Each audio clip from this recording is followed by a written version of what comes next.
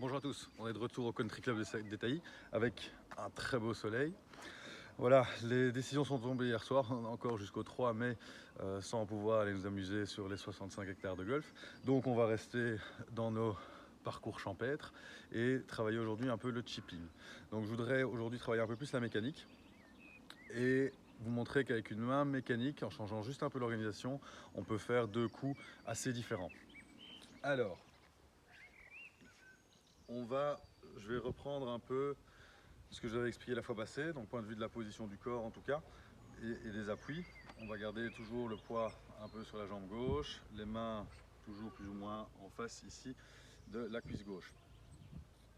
Pour réaliser les deux coups, surtout le coup un peu plus haut qu'on va voir, faites toujours attention quand vous êtes sur le terrain à avoir un bon lie, donc c'est-à-dire que votre balle, ici si on regarde, repose bien sur le sol. Donc que je mette mon club sur mon pied droit ou on va voir sur le pied gauche, quand j'ouvre ma face de club, on voit que ce club peut passer en dessous de la balle. Donc l'idée c'est quoi? C'est de dire, bah, tiens, est-ce que dans cette position-ci, mon club peut passer? Assez facilement, effectivement. Et si je pose mon club derrière la balle, est-ce que en ouvrant cette face de club, la semelle, elle, va aussi avoir la place pour passer? Là, ça veut dire que vous avez un lie, vous pouvez choisir lequel des deux coups vous souhaitez exécuter. Alors, pour le premier coup, on l'avait vu, je vais le refaire. C'est assez simple, je mets la balle en face du pied droit, poids à gauche comme je l'ai dit, main légèrement à gauche, je peux gripper un peu plus court aussi.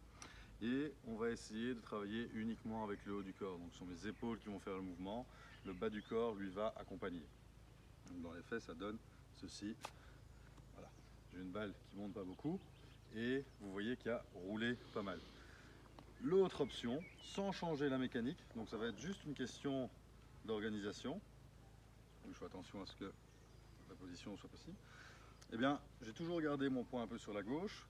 Je vais mettre la balle plus sur le pied gauche. Donc là, je gagne déjà, vous voyez, en ouverture de face. Je peux exagérer et aller au bout en ouvrant fort cette face de club. Alors attention, quand vous ouvrez une face de club, donc c'est pas juste faire ça et mettre les mains en arrière, c'est vraiment tourner le club. Alors qu'est-ce qui se passe si vous le voyez? Donc quand je tourne un peu ce club pour l'ouvrir, ma face elle regarde un peu à droite assez naturellement si je bouge pas le shaft et il se met légèrement sur la pointe. Donc pour éviter ce genre de position, qu'est-ce qu'on va faire? Tout simplement baisser un petit peu les mains, ce qui va permettre de remettre cette face dans la direction où on veut aller et surtout avoir le club bien à plat. Okay. Donc, qu'est-ce que ça donne en pratique? Hop, je replace correctement la balle pour que ma semelle puisse rebondir en dessous. Hop, je mets la balle plus à gauche, j'ouvre ici très fort la face pour l'extrême. Je vais du coup, comme j'ai baissé un peu les mains, être un peu plus bas sur mes jambes et je vais garder ce même mouvement d'épaule. Voilà. On voit que j'ai une balle qui est montée beaucoup plus haute et qui a beaucoup moins roulé derrière. Sans changer le mouvement, j'ai juste changé l'organisation. Alors l'exercice du jour, on va le faire avec un club et une baguette que vous pouvez rentrer assez facilement dans le shaft. Si jamais vous n'avez pas de baguette, vous pouvez prendre un autre club et venir le mettre sur le côté. Ça permettra ici de prolonger un peu le shaft. L'idée est en fait de venir bloquer cette baguette sur votre côté gauche. Qu'est-ce que ça va nous permettre? Ceux qui auraient tendance à mettre les mains un peu trop en arrière, vous n'allez pas vraiment savoir, parce que si vous voyez, hop, la baguette résiste et c'est pas du tout agréable. Donc ça va me permettre d'avoir les mains déjà plus dans une position avancée, d'être plus dans ma ligne de compression. Première chose. Deuxième chose, ça va aussi vous forcer à éviter d'utiliser les mains au moment de l'impact. Si je commence à utiliser ces mains, bims, la baguette vient me frapper. Donc à moins certaines tendances, ça va plaire à personne. Donc pour mon pied gauche, pour la balle basse et rouler, je mets la balle à droite et j'essaie ici de bien accompagner. Vous voyez, il n'y a pas de bruit, la baguette ne frappe pas, ça passe assez facilement.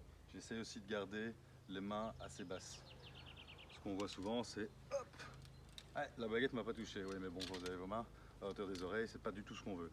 Pour l'autre coup, vous allez voir que c'est la même chose, que si je mets ce club sur le pied gauche, cette balle pardon sur le pied gauche, j'ai la main à maximum de corps, la baguette ne me frappe pas, mon corps s'ouvre, j'accompagne bien le mouvement et mes mains restent assez basses.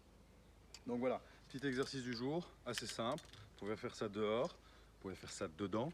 faites attention de ne rien casser à l'intérieur. Mais si vous travaillez bien cet exercice, ça va vous permettre d'avoir une meilleure action de corps, de mieux ouvrir le corps pour traverser et surtout d'avoir un placement de main et une action de main très neutre. Voilà, merci à tous, à bientôt.